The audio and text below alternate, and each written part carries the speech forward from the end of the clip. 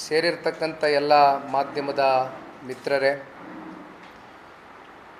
ಇವತ್ತಿನ ಪತ್ರಿಕಾಗೋಷ್ಠಿ ರಾಜಕೀಯದ ಉದ್ದೇಶಕ್ಕೋಸ್ಕರ ಮಾಡ್ತಾ ಇರ್ತಕ್ಕಂಥ ಪತ್ರಿಕಾಗೋಷ್ಠಿ ಅಲ್ಲ. ಇದೊಂದು ಮಾನವೀಯತೆ ಒಂದು ದೃಷ್ಟಿಯಿಂದ ನಿನ್ನೆ ದಿನ ಆಗಿರ್ತಕ್ಕಂಥ ದುರ್ಘಟನೆ ಹಾಗೂ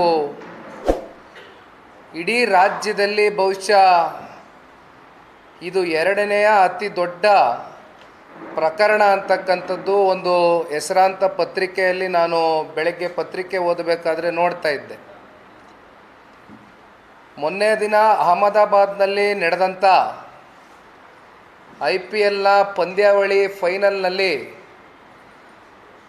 RCB ಮತ್ತು ಪಂಜಾಬ್ ನಡುವೆ ನಡೆದಂಥ ಪಂದ್ಯಾವಳಿಯಲ್ಲಿ RCB ಗೆಲುವನ್ನು ಏನು ಸಾಧಿಸಿತು, ಬಹುಶಃ ಇಡೀ ದೇಶದಲ್ಲಿ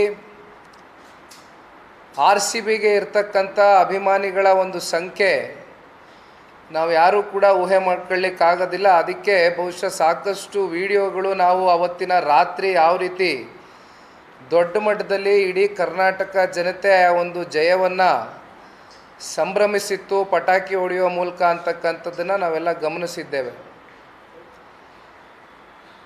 ಒಂದು ಕಡೆ RCBಯ ಗೆಲುವಿನ ಸಂಭ್ರಮಾಚರಣೆ ಒಂದು ಭಾಗ ಆದರೆ, ವಿಜಯೋತ್ಸವ ಒಂದು ಭಾಗ ಆದರೆ, ಅತ್ಯಂತ ತರಾತುರಿಯಲ್ಲಿ ಯಾತಕ್ಕೋಸ್ಕರ ಈ ಒಂದು ಅರ್ಜೆನ್ಸಿಯನ್ನು ಈ ಸರ್ಕಾರ ತೋರಿಸ್ತು, ನಿನ್ನೆಯ ದಿನವೇ ಇವೆಲ್ಲವನ್ನು ಕೈಗೆತ್ಕೊಂಡು ವ್ಯವಸ್ಥೆಗಳನ್ನ ಸರಿಯಾಗಿ ಮಾಡ್ದಿರ ಯಾವುದೇ ಒಂದು ಸಮನ್ವಯತೆಯ ಒಂದು ಸಮಿತಿಯನ್ನು ಒಂದು ರಚನೆ ಮಾಡಿ ಸರ್ಕಾರ ಹಲವಾರು ವಿವಿಧ ಇಲಾಖೆಗಳ ಜೊತೆಯಲ್ಲಿ ಕೂತು ಬೆಂಗಳೂರಿನ ಟ್ರಾಫಿಕ್ ಪೊಲೀಸ್ ಇರ್ಬೋದು, ಪೊಲೀಸ್ ಕಮಿಷನರ್ ಅವರು ಇರ್ಬೋದು, ಮೆಟ್ರೋ ಇರ್ಬೋದು, ಆ್ಯಂಬುಲೆನ್ಸ್ಗಳಿರ್ಬೋದು, ಸಡನ್ನಾಗಿ ಏನಾದರೂ ಇಂಥ ದುರ್ಘಟನೆಗಳು ನಡೆದಾಗ ಎಮರ್ಜೆನ್ಸಿಗೆ ಯಾವ ರೀತಿ ನೀವು ಕೇರ್ಗಳನ್ನ ತಗೊಳ್ಬೇಕಾಗಿತ್ತು, ಇವೆಲ್ಲವನ್ನು ನೀವು ಪರಿಗಣನೆಗೆ ತಗೊಂಡು ಒಂದು ಕೋಆರ್ಡಿನೇಷನ್ ಕಮಿಟಿಯನ್ನು ಮಾಡಿ 2 ದಿನಗಳ ಕಾಲ ನೀವು ಸಮಯ ತಗೊಂಡಿದ್ರೂ ಕೂಡ ಈ ಪ್ರಪಂಚ ಏನು ಮುಳುಗ್ತಾ ಇರಲಿಲ್ಲ. ನಾವೆಲ್ಲ ಕಾಯ್ತಾ ಇದ್ವು, ಏನು ತೊಂದರೆ ಇರಲಿಲ್ಲ. ಆದರೆ ಯಾತಕ್ಕೋಸ್ಕರ ತರಾತುರಿಯಲ್ಲಿ ಬಹುಶಃ ನನಗೆ ಬೆಳಗ್ಗೆ ಬಂದಂಥ ಮಾಹಿತಿ, ಕೆಂಪೇಗೌಡ ಇಂಟರ್ನ್ಯಾಷನಲ್ ಏರ್ಪೋರ್ಟಿಂದ ವಿಮಾನದಿಂದ ಅಲ್ಲಿಂದ ಬಂದು ತೆರಳಿ ಪ್ಲೇಯರ್ಸ್ ಏನು ಬರಬೇಕಾಗಿತ್ತು, ಕೊನೆಯ ಕ್ಷಣದಲ್ಲಿ HAL ಏರ್ಪೋರ್ಟಿಂದ ಬಂದು ಪ್ರೈವೇಟ್ ಫ್ಲೈಟ್ನಲ್ಲಿ ಬಂದು ಲ್ಯಾಂಡ್ ಆಗಿರ್ತಕ್ಕಂಥದ್ದು. ಬಹುಶಃ ಅಲ್ಲಿಂದ ನಾವು ನೋಡ್ತಕ್ಕಂಥದ್ದಾದರೆ ನಿನ್ನೆ ದಿನ ನನಗೆ ಒಂದು ಅರ್ಥ ಆಗದೆ ಇರತಕ್ಕಂಥ ಸಂಗತಿ ಏನಂದರೆ, ಒಂದು ಕಡೆ ವಿಧಾನಸೌಧದಲ್ಲಿ, ಇನ್ನೊಂದು ಕಡೆ ಚಿನ್ನಸ್ವಾಮಿ ಸ್ಟೇಡಿಯಮಲ್ಲಿ, ಎರಡೂ ಕಡೆ ಈ ಸಂಭ್ರಮಾಚರಣೆಯನ್ನು ಇವತ್ತು ಆಚರಣೆ ಮಾಡಬೇಕಾಗಿರ್ತಕ್ಕಂಥ ಅಗತ್ಯತೆ ಏನಿತ್ತು?